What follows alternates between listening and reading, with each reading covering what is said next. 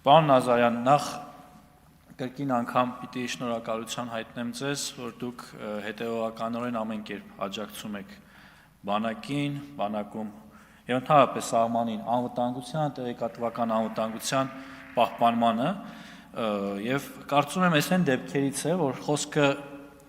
միայն սահմանում տեղի ունեցող իրադարձությունների մասին չէ։ Սա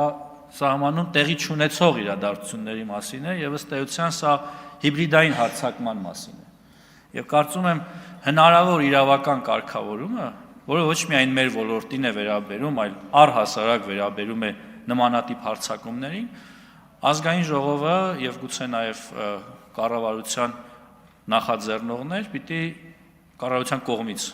մարմին, որ կնախաձեռնի, սրան նպատակաուղղված փոփոխություններով պիտի գանք ազգային ժողով կամ ձեզնից ստանանք առաջարկ, որովհետև սա իրապես լուրջ մարտահրավեր է պետության անվտանգության համար։ Եվ ավել բան չեմ կարող ասել, պարզապես կարող եմ ասել, որ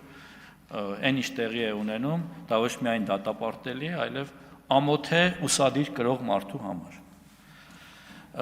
Տիկին Ստեփանյան, ձեր հարցին ի պատասխան նախ նշեմ, որ այսօր զորակոչվող ցանկացած զինվոր կզորացրվի նույն օրը, եթե ծառայության ընթացքում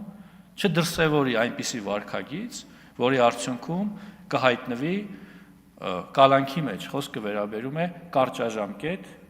կալանքներին, ասենք 5 կամ 10 օրով հայտնվել ռազմական ոստիկանության համապատասխան բաժանմունքում եւ պատիժ կրել։ Պատիժ կրողները նույն քանակով, օրերի քանակով ուշ են զորացրվում։